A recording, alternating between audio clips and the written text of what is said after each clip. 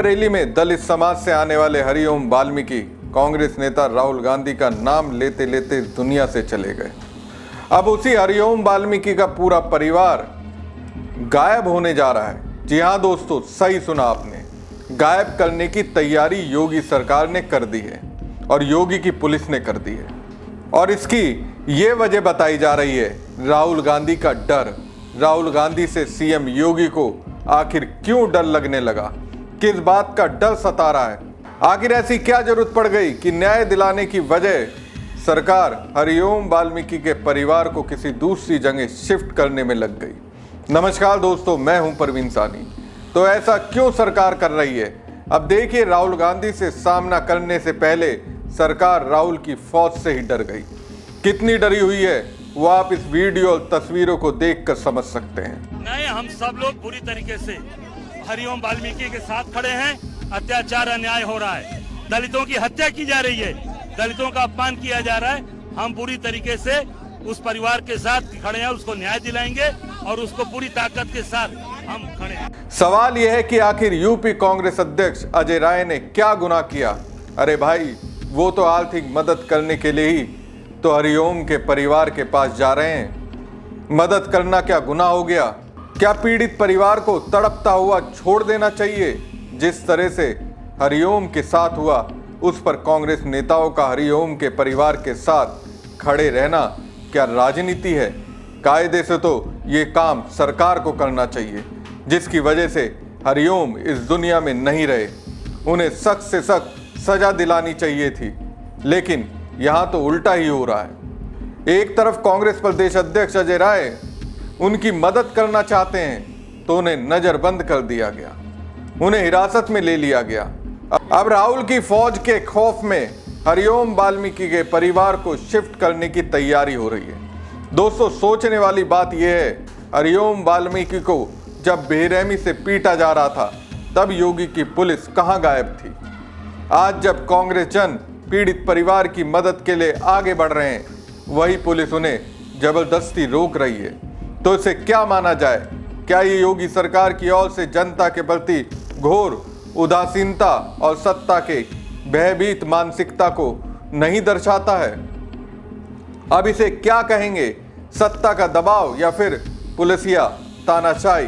क्या राहुल गांधी की फौज से डर गई है सरकार? दोस्तों, 1 अक्टूबर की शाम हरिओम गांव के ही कुछ लोगों के साथ 13वीं में भोजन करने के लिए निकला था। बाकी सभी लोग घर की तरफ चले गए, लेकिन हरिओम बिछड़ गया। वो घर की तरफ ना जाकर दूसरे रास्ते पर चला गया। रात करीब 10 बजे गदागंज थाना क्षेत्र की सीमा पर पहुंच गया। एक ढाबे के पास कुछ लोगों ने उसे घेर लिया। वो पुलिस के सामने ही उनसे पूछताछ कर रहे थे कि यहाँ कैसे पहुंचे। हरिओम बता रहा था कि साधन से ही यहाँ चला आया, बस से जाने का पैसा नहीं है। यहाँ किसी ने उसके साथ मारा पीटी नहीं की, मोबाइल भी नहीं लिया। मोबाइल है? मोबाइल नहीं है। खो गया पूरा। और को साथ है? कौन है? और कौन साथ? और कोई साथ में है? अरे साहब, ये ग्रुप में को है, ड्रोन कैमरा कोड और थोड़ा ग्रुप में उड़ा यही तो उड़ावत रहा, ऑफिस उड़ाओ के साथ ही काट रहे। कुछ लोग पूछते हैं कि तुम्हारे साथ वाले कहाँ हैं? ड्रोन कैमरा कहाँ से उड़ा रहे थे? हरिओम अगल बगल झांकने लगता है, क्योंकि उसे ड्रोन के बारे में कुछ पता ही नहीं था। पुलिस ने हरिओम से पूछताछ की। जब उन्हें लगा कि ये मानसिक रूप से कमजोर है, तो उसे साथ ले जाने की बजाय वहीं छोड़ दिया। हरिओम वहां से अपनी ससुराल ऊंचाहार की तरफ निकला। हरिओम रात करीब 11 बजे ईश्वरदासपुर पहुंचा। तभी कुछ लोगों ने उसे पकड़ लिया और घर के सामने रखे तख्त पर बैठाकर पूछने लगे। तभी मोहल्ले के ही बाकी और लोग लाठी डंडे और बेल्ट लेकर आ गए। हरिओम से वहां आने का कारण पूछा। हरिओम ने बताया कि उसकी एनटीपीसी गेट नंबर 2 के सामने ससुराल है, वहीं जा रहा है। लेकिन लोगों ने इस पर ध्यान नहीं दिया। जो भी व्यक्ति आता वो अलग अलग सवाल करता। मानसिक स्थिति ठीक नहीं होने के चलते हरिओम सबके सवालों का जवाब नहीं दे सका। कुछ लोगों ने उसके दोनों हाथ पैर बांध दिए और पीटना शुरू कर दिया। हरिओम को लाठी डंडे से तो पीटा ही गया, फिर उसकी पैंट उतारी गई। पीछे के हिस्से पर लगातार चमड़े की बेल्ट से उसे मारा गया, फिर पैंट और शर्ट दोनों उतार दी। इसके बाद जो भी आया उसने डंडे और बेल्ट उठाकर हरिओम के पेट, पीठ और जांघ पर मारी। हमलावरों में सीएम योगी के स्वजातीय वैभव सिंह प्रमुख हैं। उसने हरिओम के गले पर जोर से पैर रखा था, लोगों से लगातार मारने को कह रहा था।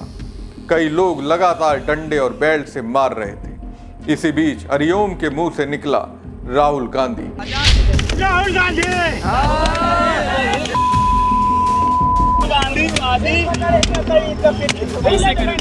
सब बाबा वाले आदमी हैं। इसके बाद सब हंसने लगे और बोले कि यहाँ सब बाबा वाले लोग हैं। इसके बाद फिर से मारने लगे। कुछ ने कहा कि चंद्रशेखर आजाद और भगत सिंह का भी नाम ले। कुल मिलाकर हरिओम को इस कदर पीटा गया कि आखिर में उसे दर्द होना ही बंद हो गया, पूरा शरीर सुन पड़ गया। दोस्तों, हरिओम वाल्मीकि राहुल गांधी का नाम लेकर इस दुनिया से चले गया। भला कांग्रेस नेता कहां भूलने वाले हैं। राहुल गांधी को जब इसकी जानकारी हुई, उन्होंने सीधे तौर पर कहा कि वो पीड़ित परिवार के साथ हैं, उन्हें न्याय जरूर मिलेगा।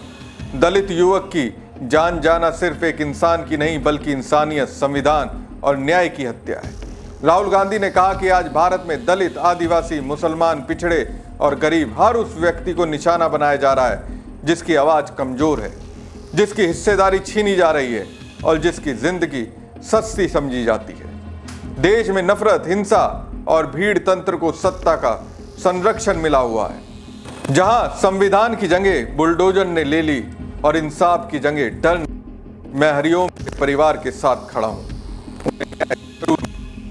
भारत का भविष्य समानता और मानवता पर टिका है और यह देश चलेगा संविधान से, भीड़ की सनक से नहीं। इस वाक्य से राहुल गांधी गुस्से में है।